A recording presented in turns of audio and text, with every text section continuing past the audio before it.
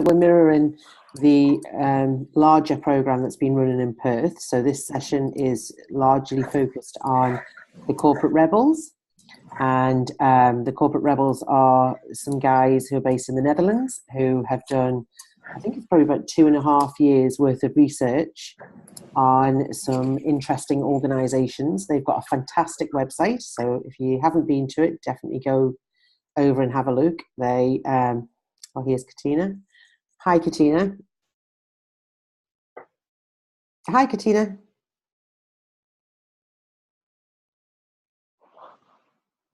We can't hear you, Katina.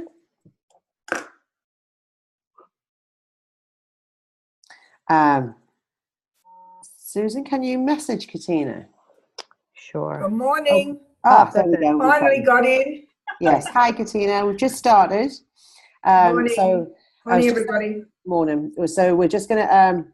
So today's session is focused on the corporate rebels. So I would definitely recommend you go and have a look at their website. Susan's going to talk us through some of their research and where they've landed in terms of organisations.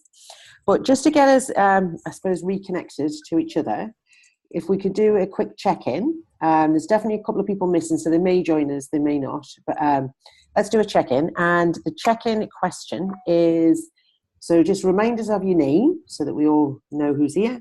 And what's a hidden talent that you've got?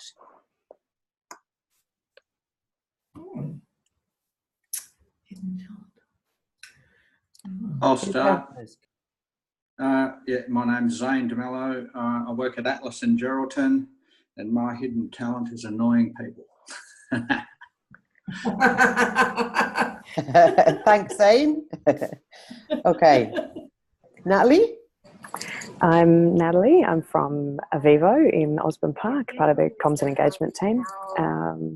My hidden talent is I was a competitive ballroom dancer in a former life, so I can dance. Brilliant. Thanks, Natalie. Katina? Me? Well, I don't know. I've got a lot of talents, but mainly I'm arts and crafts, mainly. Okay, cool. Thank you. Susan? Oh, gosh, this is such a hard question. Can you come back to me, Kate? Graham? Can we come back to me, Kate? No, I'm just joking. My name's Graham. I'm from Accessibility, and we're based in Narrogin in the Southern Wheatbelt. Hidden talent. I'm pretty good at welding because that's my trade, actually, as a fitter and machinist. So I'm a good welder. Brilliant. Thanks, Graham. That is a hidden talent. I'll go next. I'm Kate, and my hidden talent is that my party trick is I can put my little finger up my nose and out of the hole at the back of, so I can do that. I don't do it very often anymore. I don't do it very often anymore. It used to be a party trick when I had to drink. But that's my hidden talent. So, Kate, sorry, I just have to, I know we're not meant to do follow-in questions and check-ins, but how did you discover that you had that talent? I think I was picking my nose once and wondered about how high your finger can go up your nose, and then I felt the hole at the back. And, and then I thought it was amazing, so then I would say to people, watch this, and I'd put my finger at my nose. I haven't done it for ages, actually, so I'm saying that is a hidden talent, but I think it still is. I reckon it shouldn't be hidden. We need a demo.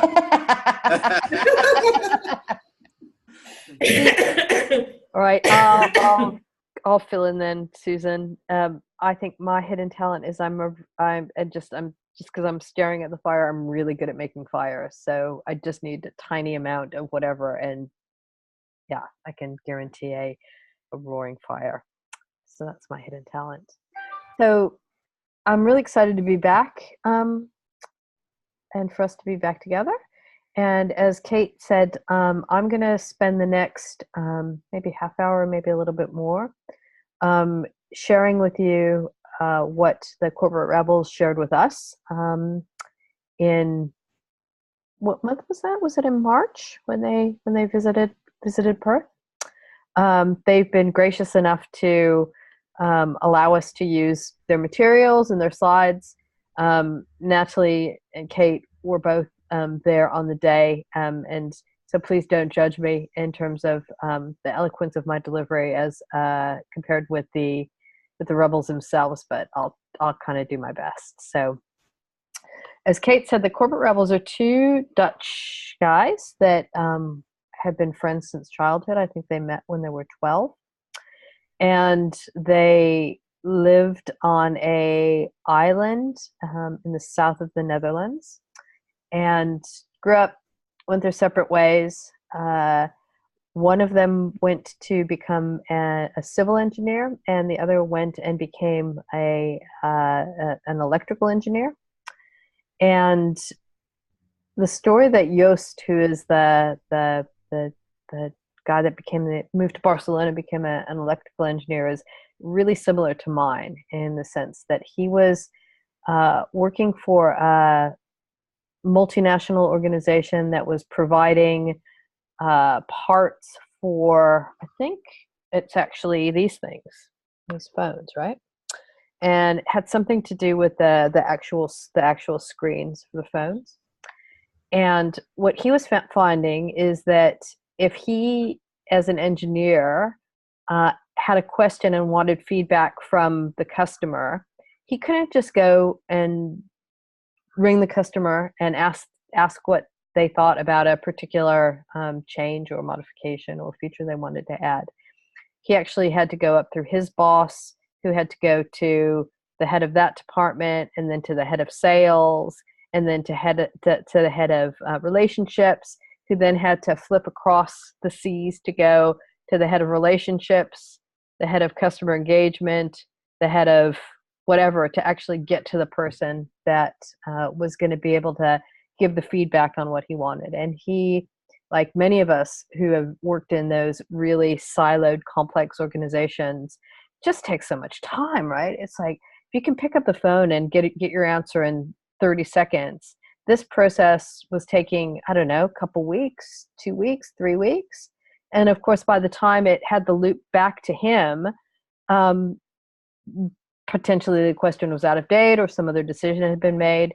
And it was even more complicated because they were in Spain, the customer was in California. And of course, in the competitive landscape, the company producing the similar product sitting next to them in California at least had a little bit better chance to compress that feedback loop from 3 weeks, maybe even if it was 3 days, it's still better than 3 weeks. And so they were losing the opportunities and losing business. And Joost just said, this is just, I can't be my best self and do meaningful and significant work if all of these barriers of these false hierarchies and layers are getting in the way of me actually doing good work. So he found himself back in Holland. Pim had a similar experience, and they got talking over a beer one night and decided they wanted to go and do some travel. But rather than just go and travel for the heck of it, they decided to make a list of the organizations that they admired and the people within those organizations that they admired, and they call it their bucket list. And as Kate said, for the last 2.5 years, they've just been circling the world, meeting people who inspire them. And I mean, I think that's a brilliant idea. And again, you would think that these important people wouldn't have time or wouldn't want to talk to these two likely lads from Holland, but they've pretty much got to meet everybody they've set out to meet so far, except maybe Richard Branson and a few others, but on the list. And what they found was that in making these meetings and actually learning for themselves, they thought, wow, this information is too great not to share. And so what about if we start to write about what we're learning? And it went from just writing about their individual encounters to actually noticing patterns that were emerging and that were similar throughout all of the companies that they were meeting, which is quite similar to what Frederick Laloux did when he wrote Reinventing Organizations. But the corporate rebels have kind of cast their net wider So they've got examples from pretty much every industry and all around the world. And when they think about what are these patterns that are emerging, the questions that come out of that are, I think, the questions that any organization or any leader in any organization maybe might decide as a starting point for whether they've got the courage and the motivation and the nerve and the heart to start experimenting with something that could be different and better. So the first thing is our employees are highly engaged, and what does that mean? The second one is barriers between leaders and employees are minimized. The third one is our employees are free to work when and where they want. And you'll see as I go through these statements, I would expect like the feeling of butterflies in your tummy to rise as well. Because if we look at the first one, for example, employees are highly engaged. That's a pretty common metric, even though I'm not quite ever sure what that means. It's something that we're kind of all used to being measured on, even if we're not leaders or managers, right? We have to take our engagement survey every couple of months. And then the barriers between leaders and employees are minimized. I think this is much more of a subjective, how does that feel for me? Do we think that in our organization that it's impossible to talk to the CEO or the people that are making the decisions, or that that's quite easy? And then employees are free to work when and where they want. This is kind of pushing that kind of new ways of working, future of work meme out a little bit further. And then you get to this one, which I love. Our teams are able to select their own leaders. What could that look like? And employees determine their own salaries. That's for most people, the thought of that is just so far from even believing that it could possibly in any circumstance be a reality. But what the rebels have found and what the research is showing us is, people are doing it. People are doing it well. People are doing it successfully, and it's actually making shifts in businesses. So the kind of key cornerstones to transformation is first to challenge the status quo. So if we believe that we're actually doing great at all of those things, maybe not the final one, but that we're great at having our employees, that everybody's engaged, that there's minimum barriers, that we are able to make some choices about how and where we work, maybe that's enough. But if you feel in your heart, and I would like to think that the reason that you're here and participating in this course is you really believe that at some level something more is possible, challenging the status quo, and then starting to think about what the desired organization might look like, how far you want to push it, what is the biggest dream you could have around your organization, and then start to design and run experiments. And what we're going to do in the last part of this call is invite you to really start thinking about how and where to start, and to start small. But this is just going to hopefully give you a little bit of inspiration about what could be possible and kind of spark your thinking. And then after you've run series of experiments, got your organization to where it's kind of ticking all the boxes for you and community, build a movement. So challenging the status quo, I'm just going to skip through this.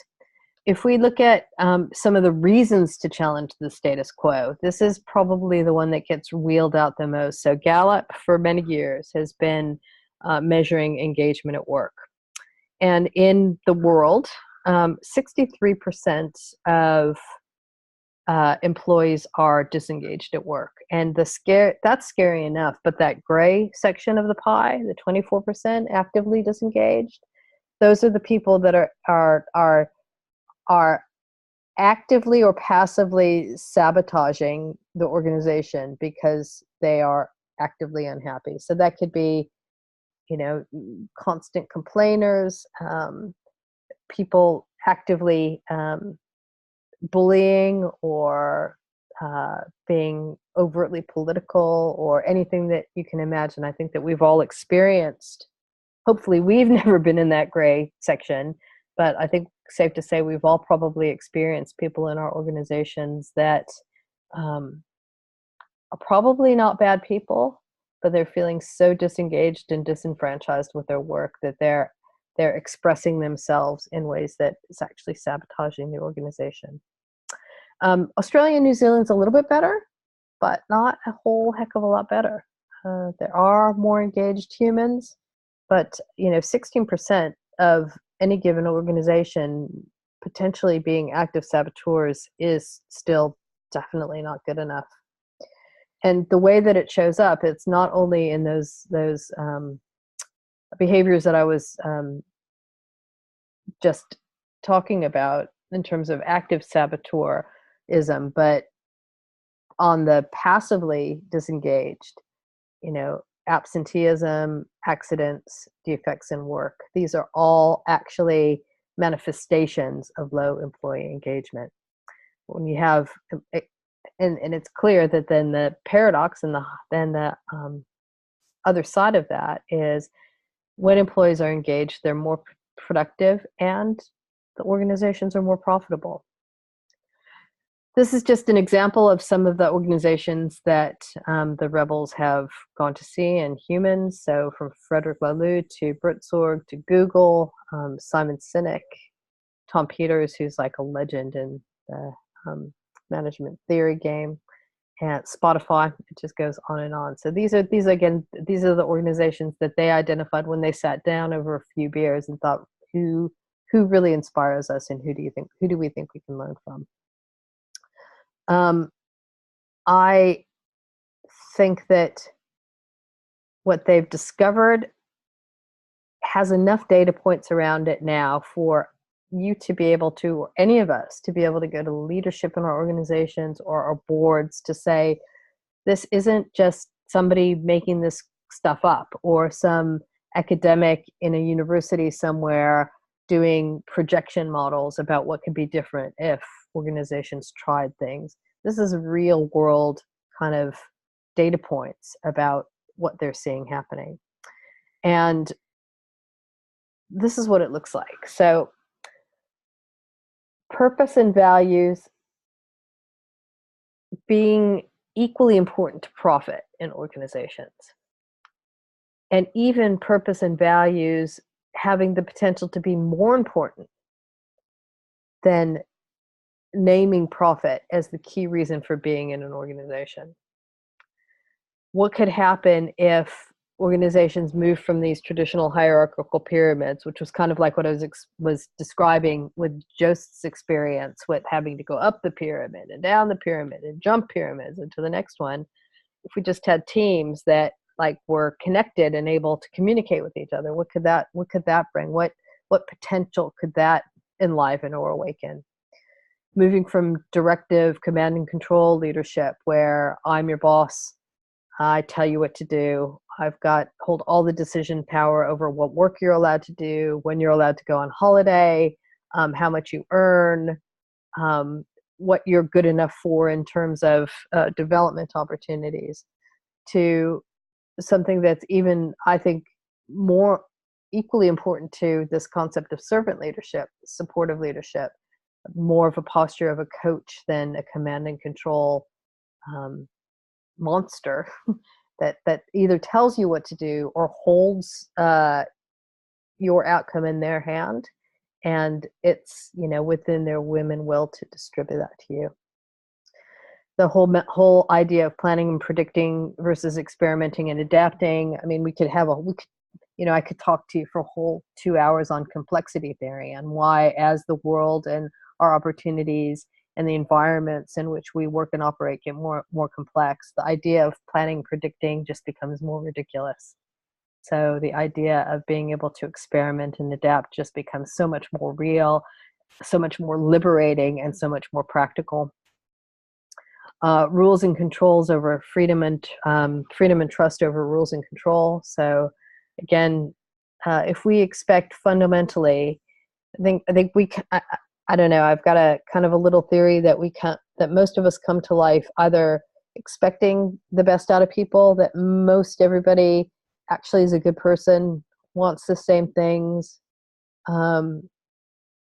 expects, that people come to situations with the best intent.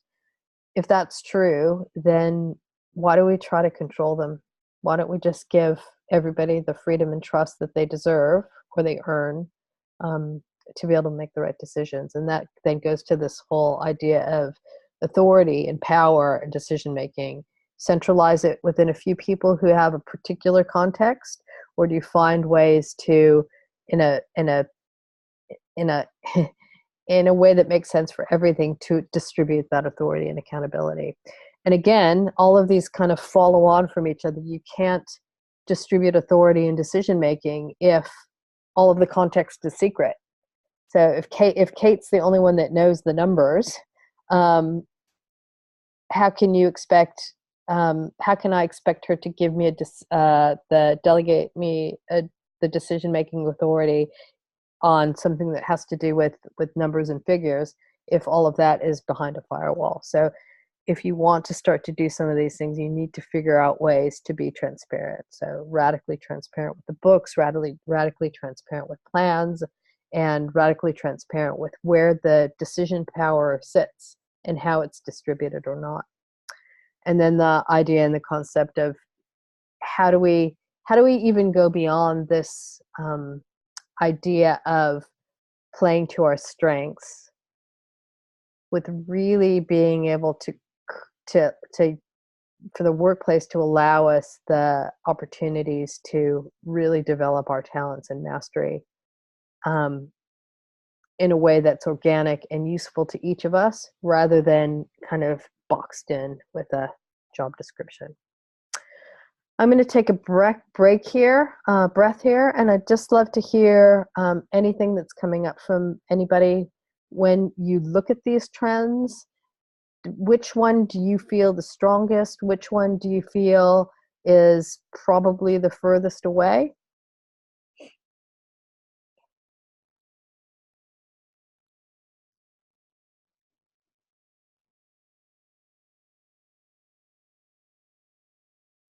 Anybody?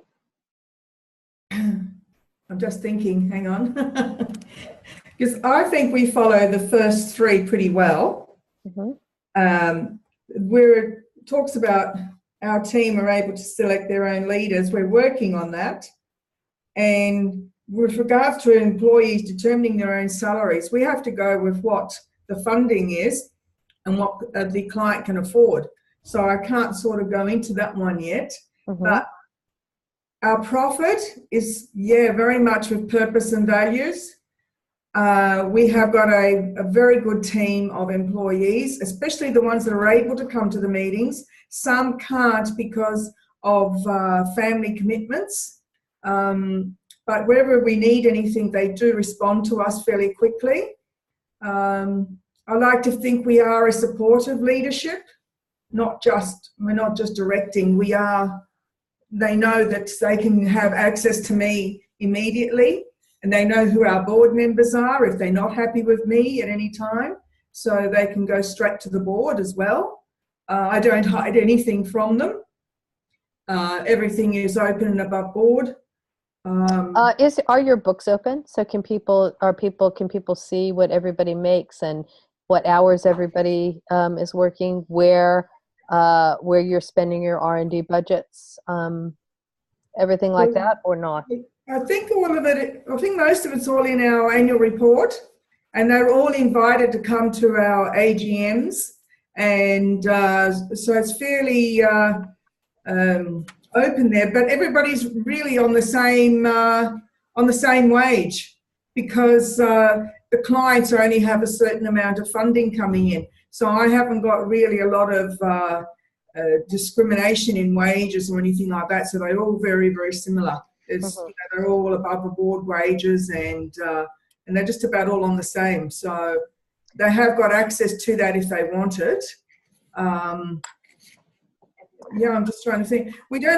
I'm just trying to think in the annual report, although it's in there, it doesn't actually say what the rates of pay are, but the majorities are all on the same rate, just about. Yeah.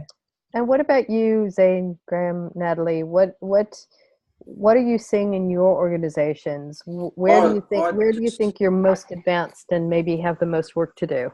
I probably wanted to speak slightly differently on that one. The observation that I'm kind of seeing through the sector is that non-profits have been pretty good at purpose and values over the years. And particularly with an NDIS emergence, we're getting dragged closer to the profit. So whilst the corporate sector is kind of moving off a focus in purpose and values to some extent, the non-profit's under a little bit of pressure to actually think about the profit more closely. So that's an interesting paradigm there. That's just an observation I've made.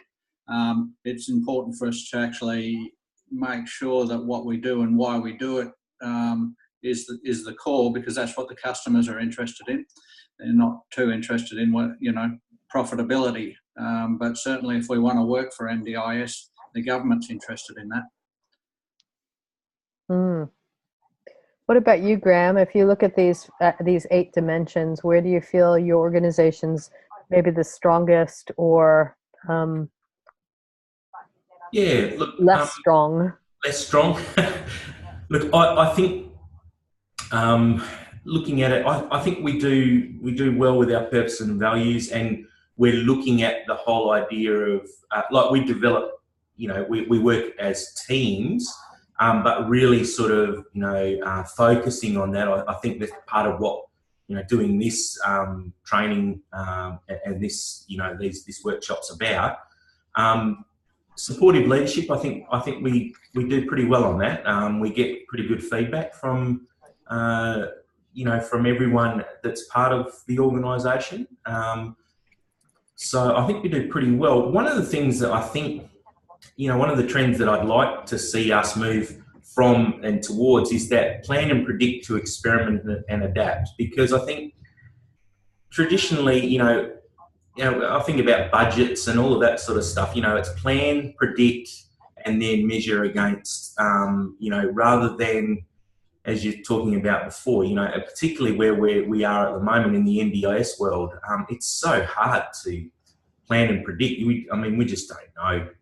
So I'm really keen to experiment and adapt, because I think that's the way we're going to actually work our way through and develop, the organisation, rather than try and predict the future. And you can have an idea, but I think the experimentation is where you get the innovation. So that's where I'm really keen to sort of, take us in that direction and operate in that space particularly. Cool. What about you, Natalie? Yeah, it's interesting. I think I agree with what Zane was saying about not-for-profits being great with purpose and values. And I think Avivo's definitely strong there. Avivo's already working towards, the network of teams. And I find in my role in back office, which, to be fair, is different to a support work role, I absolutely am surrounded by, supportive leaders who are prepared to listen and, let us evolve. My team's in a self-managing space at the moment, at the start of it. I think that radical transparency is an interesting idea with, wages and things. And some of the bits that we've heard about, with finance and the way that we actually quite literally put that out for everyone to see. It's more than it being in the annual report. There's more clarity and more openness to go around that. But I, like Graham, this time, I've seen this a couple of times before and been reading the Rebel stuff for, probably 6 months or so now. But today, plan and predict versus experiment and adapt really stuck out for me too. And I think it's something that's necessary, but also really difficult. So I think in a corporate space, I know I'm absolutely, plan and predict feels familiar and it feels safe. It feels as if you have some control, which, you don't anyway. And flipping it to experiment and adapt is new a new way of thinking that also involves one other layer, I think, around feedback and a feedback loop. So it changes the way that you put a plan in for 6 months, and in 6 to 12 months' time, or at the end of financial year, we look at the data and scratch our heads a bit more. Whereas experiment and adapt, it's a much shorter time frame. So there's something around getting things moving a lot more quickly, and the acceptance of the failures and the errors, because with that comes better outcomes. So I think there's that's really hit me today. Great, thanks. So I think a really good example of this is Patagonia. Has everybody heard of Patagonia, the brand? Or they're a pretty well-known outdoor brand, and Yves Chanad is the founder and the kind of creator of the brand. They, up until a couple of years ago, had never run any advertisements, and they decided to, actually, let me just find where I saved this.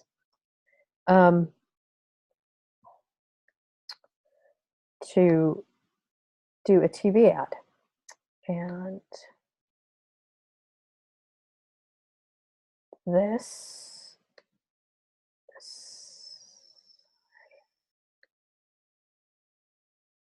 is the TV ad, and let me just see if you can hear this. Just give me 1 second. I just need to go out of the Zoom in the back end. Sorry.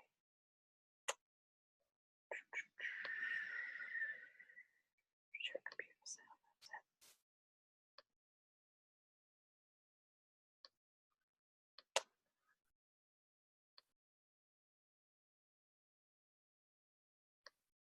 I can be a pretty cynical guy. The one thing that really keeps me going are these wild places that are the real soul of this country. A great part of my life I've been climbing and fishing and hunting on public lands. I've been a successful businessman because of the lessons I learned in the outdoors. My business was built on having wild places.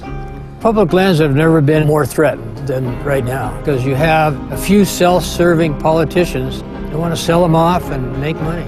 Behind the politicians are the energy companies and the big corporations that want to use up those natural resources. It's just greed. This belongs to us. This belongs to all of the people in America. It's our heritage. I hope my kids and grandkids will have the same experiences that I have. Our Secretary of the Interior's thinking has said he believes in public lands. Let's hold him to it. Let's not let him back down on that.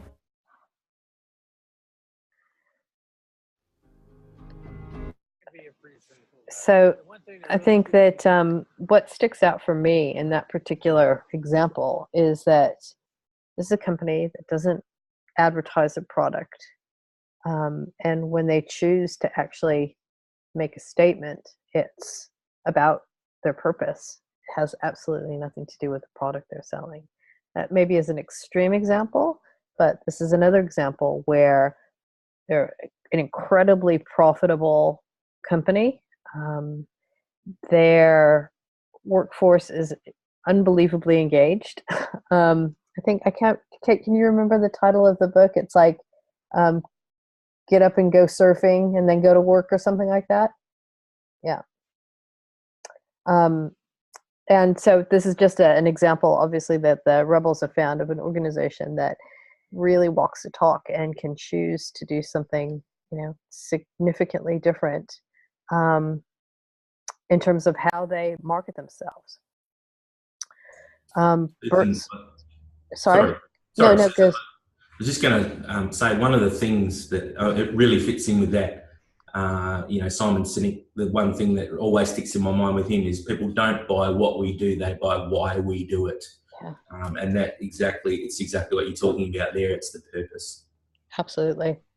And then when we come to Network of Teams, I think that Birdsong is a great example. And Kate, maybe do you want to just take a couple of minutes about what you learned when you visited them, and sort of when you see the Birdsong, what comes up for you? What do you think about what's possible?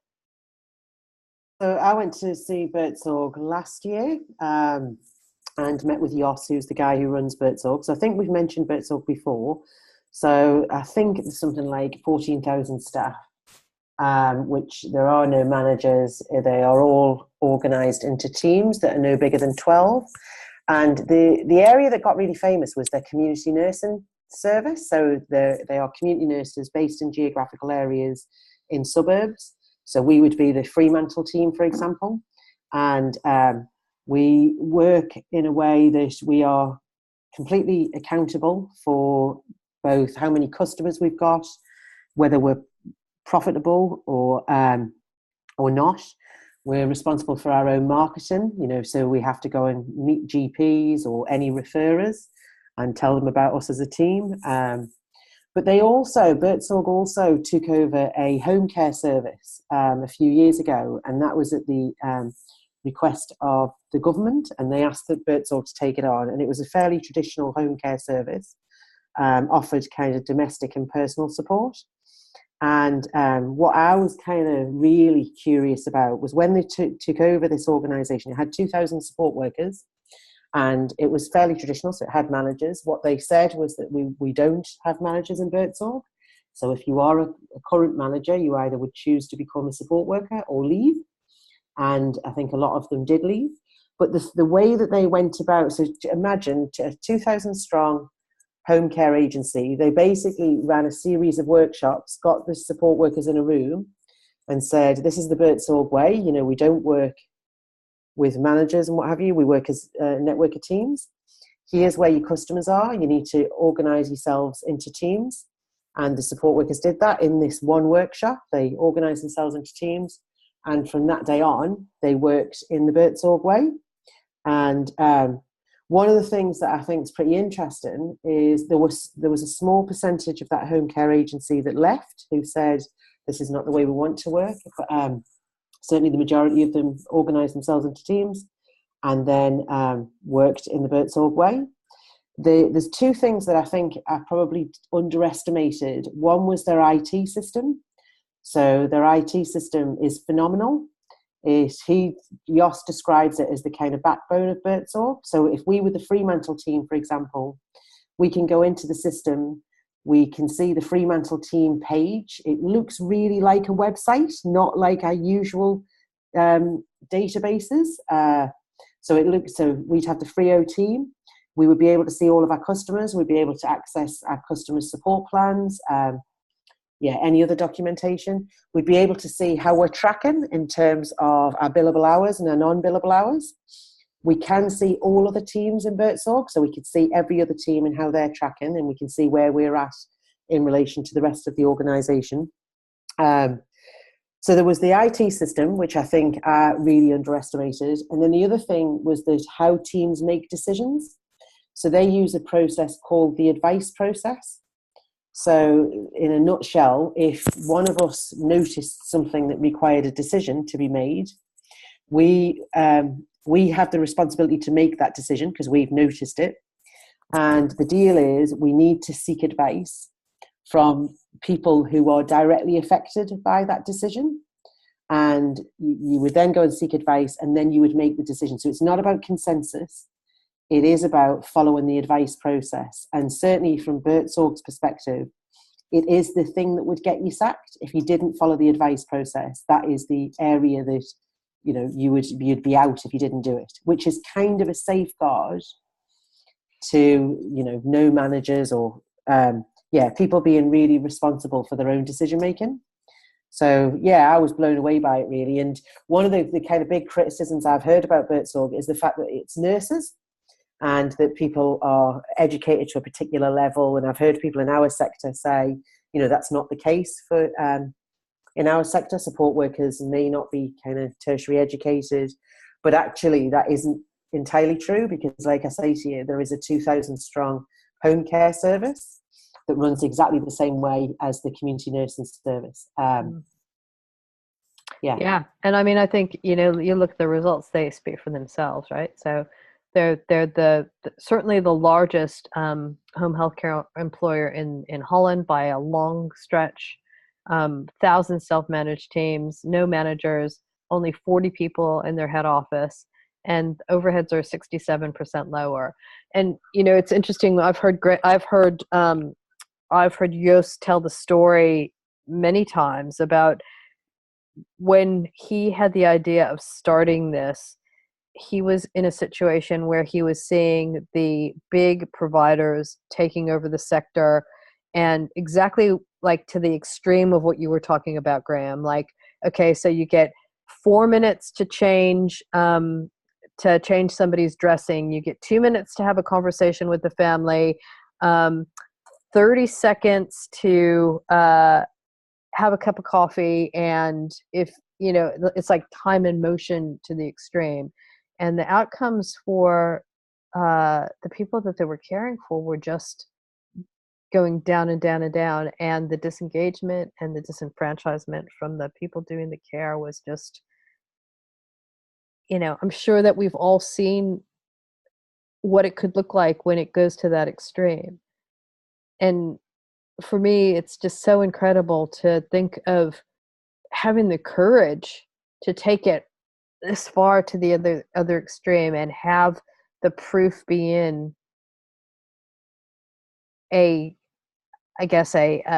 some metrics that are so commercially focused.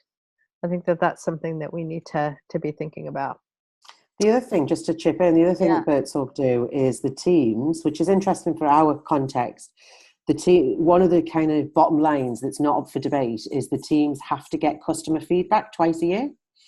And nobody intervenes in that. So if their customer feedback is poor, which it never is, but if it is, the YOS wouldn't intervene. It would be the team would need to think about what are they going to do to improve their customer feedback. But it's very public.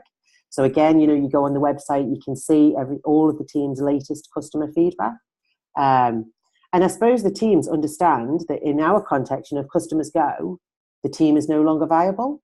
And they'd have to make a decision about how they keep that team viable. So I don't know. I think the thing that just is incredible is the level of accountability that support workers have, which I've never seen anything like that in our sector.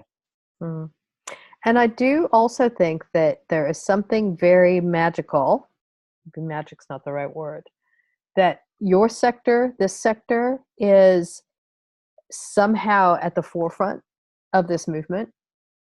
And I think it's just something really amazing to pay attention to. Supportive leadership. I love this guy. This is a cookie factory in the Netherlands. And some of the things that they've noticed in terms of their practices is, I love this, beware of hippo. And Natalie, you want to tell the team what that means? I love this one.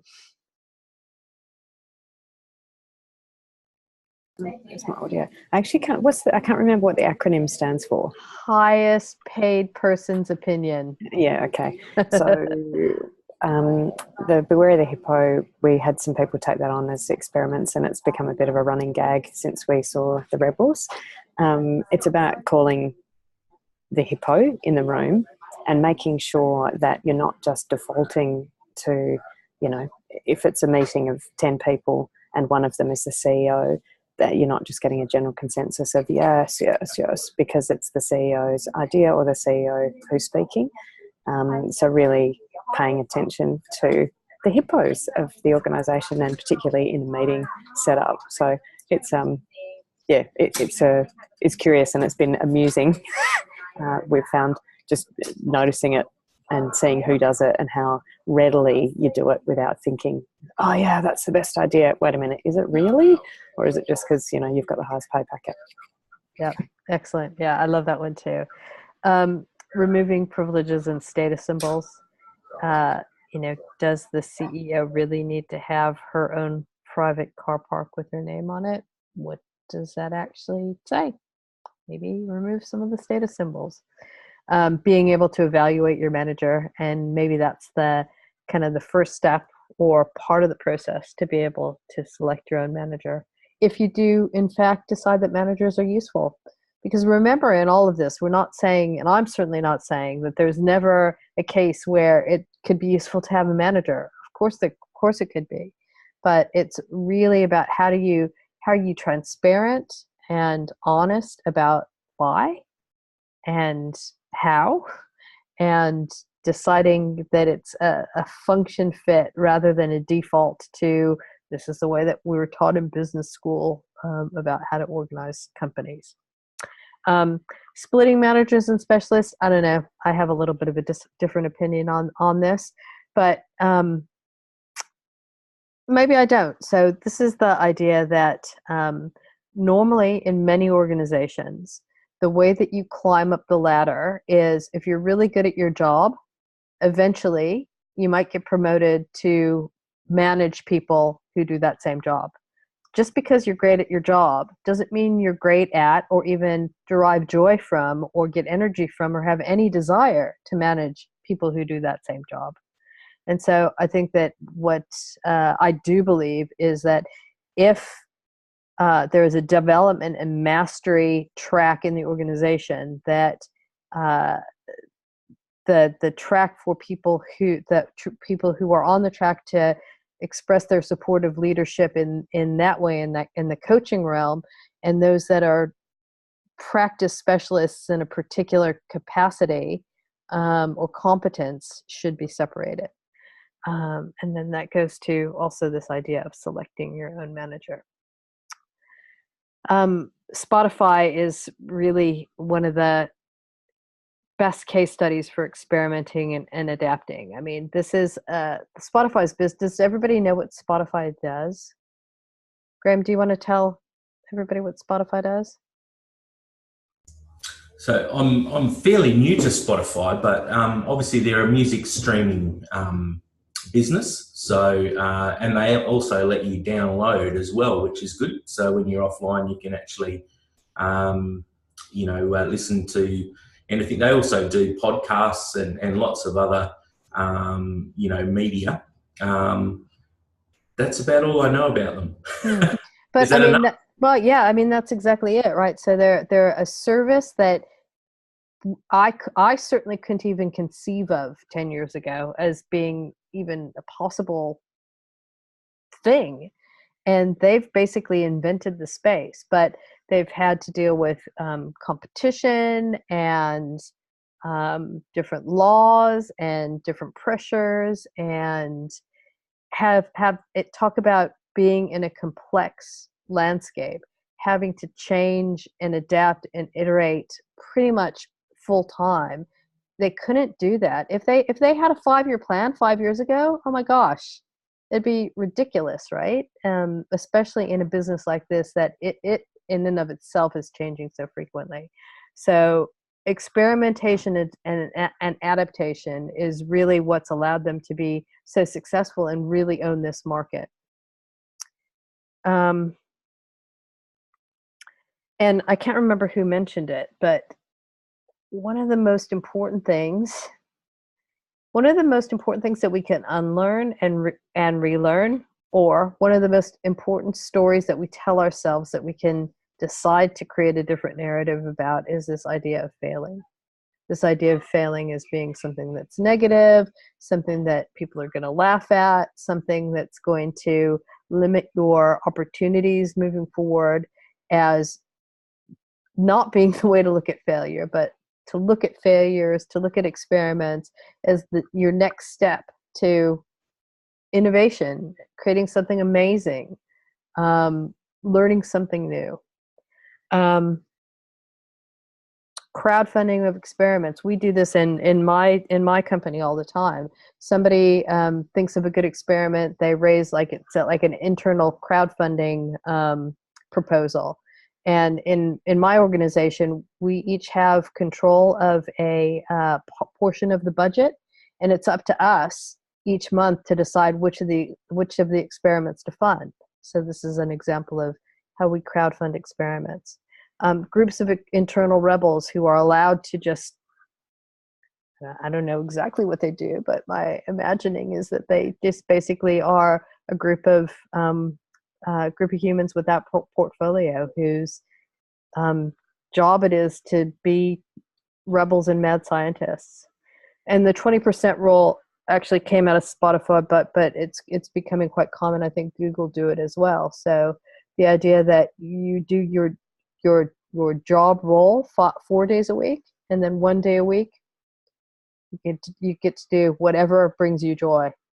And it could be something that's dear to your heart from a social impact perspective, or it could be learning something new. It could be sitting in with another team. But the idea that 20% of your time is for you to spend in your own personal way, whatever that means to you. Freedom and trust. Oh, sorry. I am going through that. We don't get coffee. What does that mean? And in terms of distributed authority, I sort of start to like this from the perspective of it being quite clear to see. So making maps of how you make decisions, who makes what decisions are you making every week? Are all of the decisions that you're making, are you the best person to make that decision? Could you delegate some of those decisions?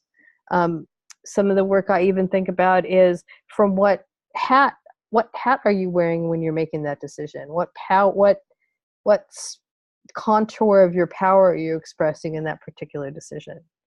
How can we start to push that authority and that context down the org chart, if we still have org charts, to kind of enable that collective intelligence to maybe have a viewpoint that we don't have as leaders sitting at a particular point in that on that hierarchy. Kate alluded to the advice process, and over the course of our time together, we're going to be talking specifically and diving into a lot of these decision-making practices. But it's a good way to start thinking about some experiments that you might want to try. I like this dude, radically transparent Zingerman's.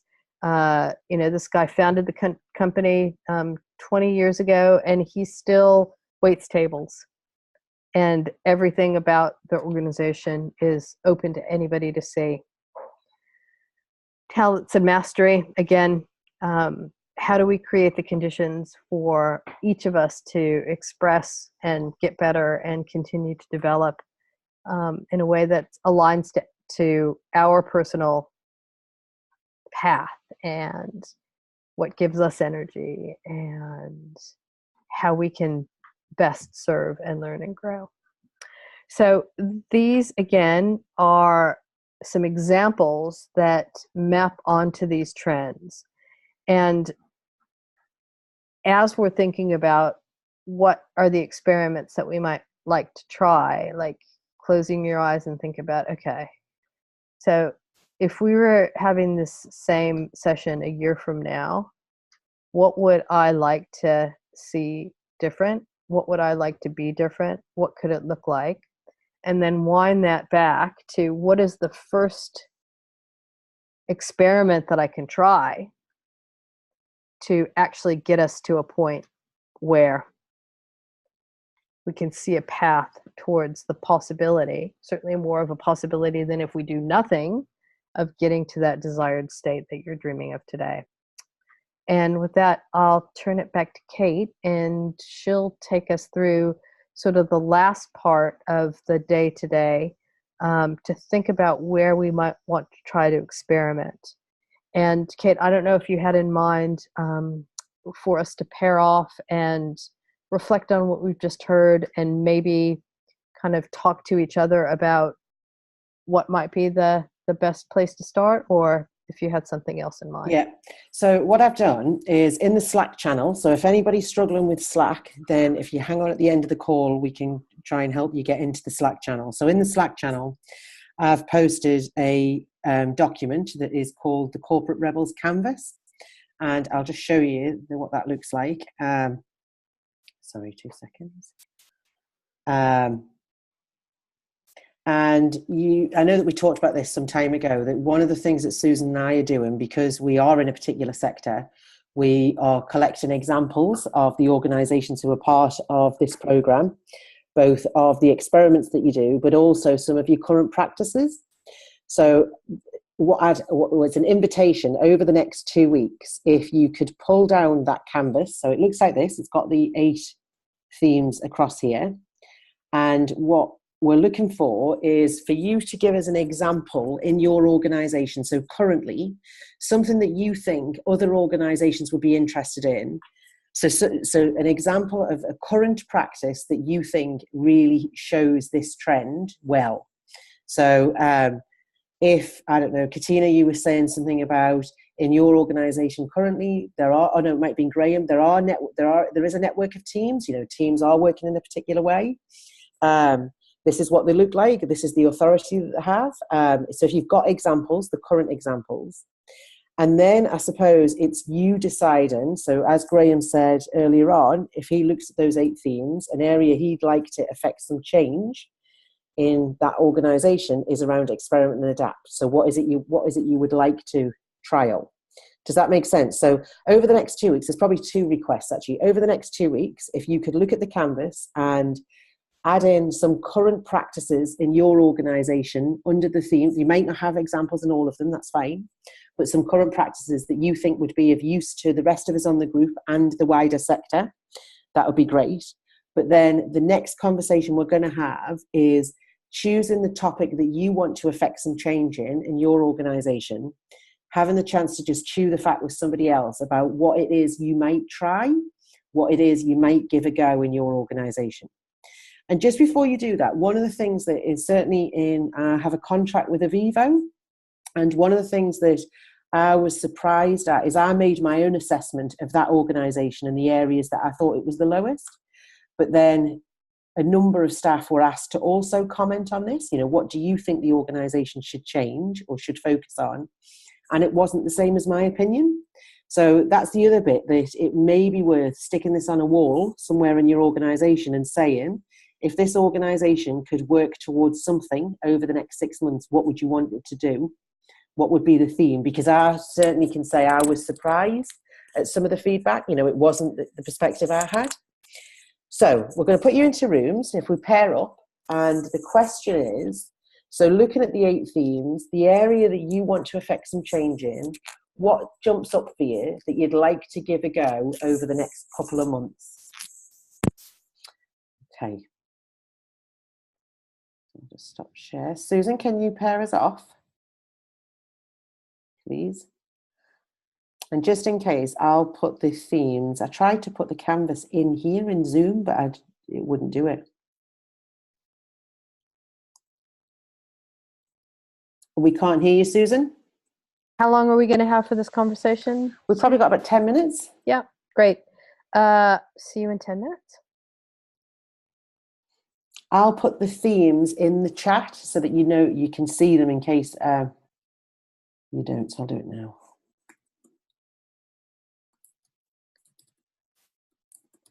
So anybody willing to share where you got to, where the conversation went? Nat? Yes. Yeah, Graham and I were talking about self-managed teams and what that might look like. They're considering beginning to run some experiments rather than trying to roll something out organisation-wide, but looking at a couple of teams in particular and supporting the people that are involved in that to do a bit of a test and see how that goes. That's right, Graham? Yeah. And where we got to was the idea that with any of this sort of change, it can't be done just for the sake of it or just because it's trendy or just because it saves money, and that ultimately it's an enormous culture change that is time consuming. There's a shift in people's attitude and behaviour, and that big organisational culture change isn't something that change management teams come in and do. It's incremental changes in all of the people that are involved. Yeah, so that's where we got to. Okay, cool. Thanks, Nat. What about you, Zane and Katina? Where did your conversation go? Well, Zane and I were more or less discussing a situation around the client organising their own support workers. We're already doing that, but we have got a few challenges. It would be good if we could do something similar to Zane but it's the computer skills that a lot of our staff and clients just don't have. And trying to train them would be very, very difficult. But Zane's given me some great ideas, so maybe Zane can chop in and he can tell you what they're doing, which is something really fantastic. Sure. Graham, you probably know about Cinefly. That's the little kind of project that I'm going to throw in for this particular forum. Cinefly is a user-generated production app. And so what we're going to do is put together storyboards with that. And so apart from a resume, they'll get a YouTube of each of our leisure buddies. So the participant will push those to the participants. So what happens with us is that we'll recruit people, but they're actually not employed until the participant picks them. So they all start on casual. So what this Cinefly tool will do for us is allow us to, will allow the participant to actually see and feel how a person is rather than just looking at a piece of paper. So it'll assist them in selecting who they want in and out of their lives. So that's kind of, and quite different to Katina is that we haven't found that the IT is any sort of a barrier. And that is partly because a fairly large percentage of our workforce are either school leaver or uni age. I think there's about 60% of our guys are under 25. So we find that's what they do in their life, that's their reality, and that's the emergent kind of business environment. So those that are not up to speed, we soon kind of hook them up with crew that know how to do stuff. That goes for participants and employees. As an example, we take a fairly staunch position. If you don't know how to lodge your timesheet online, then you don't get paid.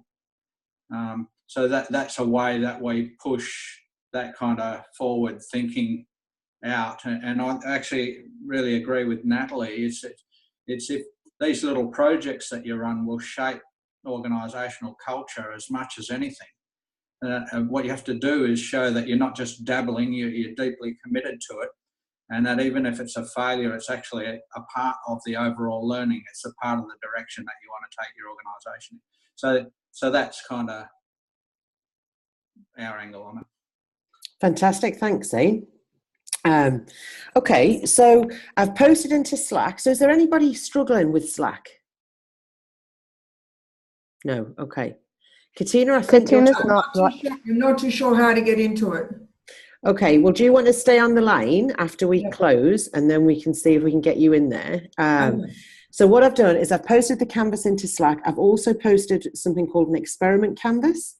So, and I've also just put in some points that I think we've agreed today anyway, that you're going to get some feedback from some other people in your organisation about what are the areas that they think the organisation should focus on to improve. And if you have any current practices that you think really demonstrate those themes, then jot them down. And then certainly the area that you'd like to experiment in, what that experiment might look like, so that you don't have to use the experiment canvas, but it's there because it just kind of helps point your thinking in a particular direction about, what is the experiment, what's your kind of rationale behind it, what is it you're going to try and measure. And then when we start on the next session, that's where we'll start. So we'll start with where did you get to? If you're able to, post it into Slack so we can have a look beforehand and all of us can have a look. If you're not, that's not a problem. We'll just talk about it when we meet. Susan, do you want to say anything about the speakers? We're going to have a variety of speakers on different topics throughout the course of this experiment together. And what I'll do is next time when we meet, we are going to have a review of this session and sort of your homework for in between now and then. And I'll introduce who's going to be the speaker in the week following. We're going to have speakers talking about advice process, decision making, distributed teams, roles instead of job titles, and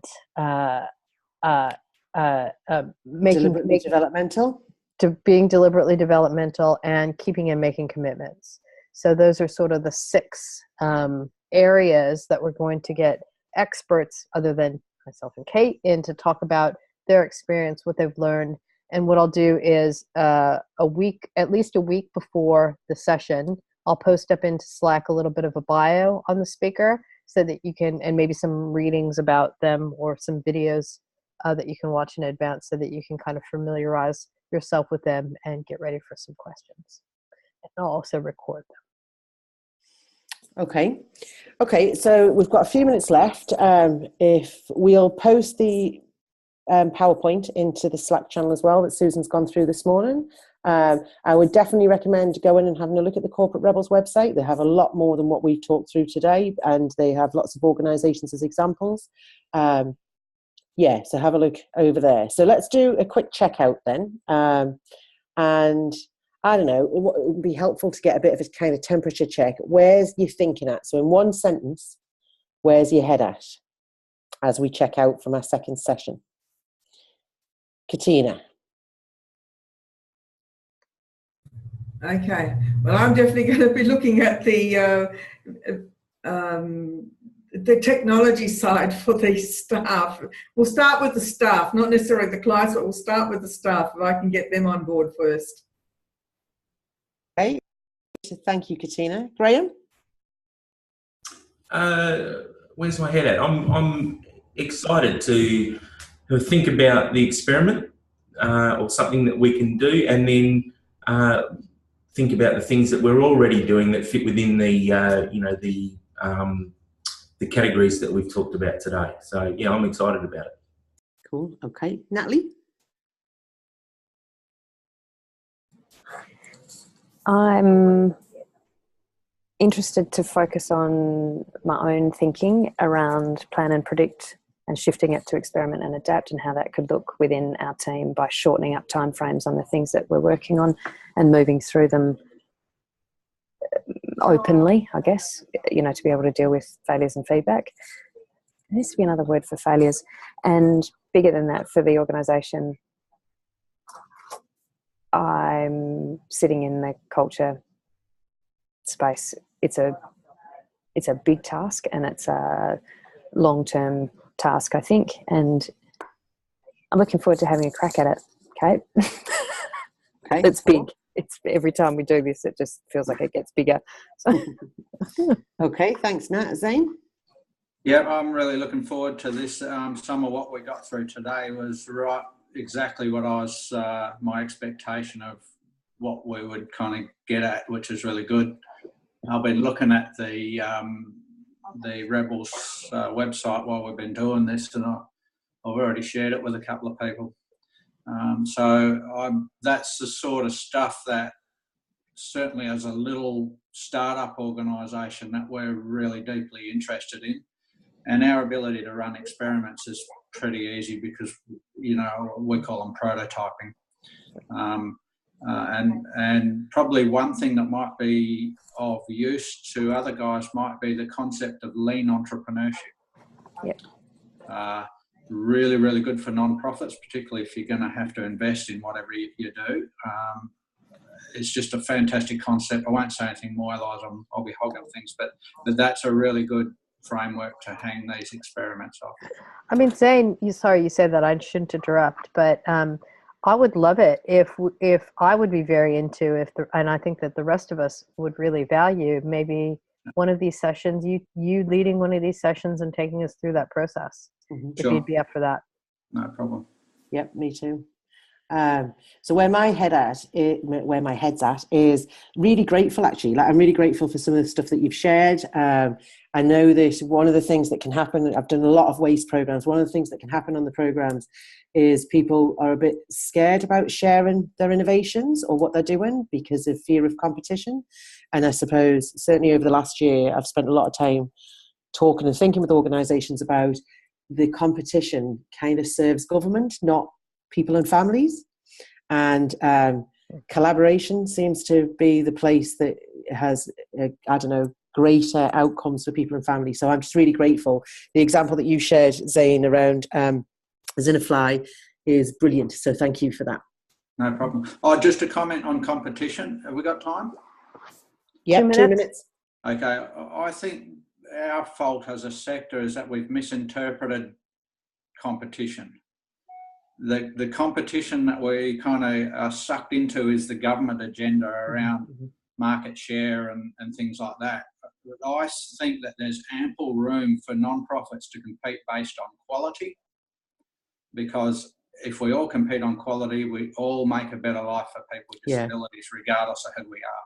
So you incite your competitor to do better, and good luck to them if they take your market share. At least you know your guys are better off as a result of it. Brilliant. Thanks, Zane. Okay. Susan? Yeah, I think that I was just absolutely trembling and dancing a little bit when the share about this. Don't do this just because it's a trendy thing and you think it'll make you look cool. This is hard work, and it takes, it's never ending, right? It's continual, and it takes that real commitment to, like, knowing with every molecule in your being that changing the culture, working at changing and enabling a culture to be different with their work and have a different perspective on, like, the significance of the work that you're doing is everything. So I'm very grateful. I'm actually really grateful that we're a small group, and I'm also really grateful that we're coming to this possibility with that mindset. That's me. Great. Okay. So we're going to meet again in 2 weeks. Katina, do you want to stay on the line, and then we'll just have a conversation about Slack? Okay. See you later, guys. Bye-bye. See ya. Bye. Have a great weekend. So, Katina, I just sent you another email. I can't hear you now. You're on mute.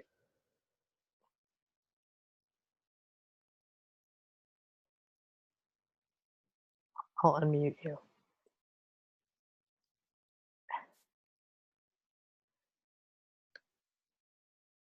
You're on mute. So on your bottom left-hand thing, there's a microphone. If you could click that and unmute yourself, please.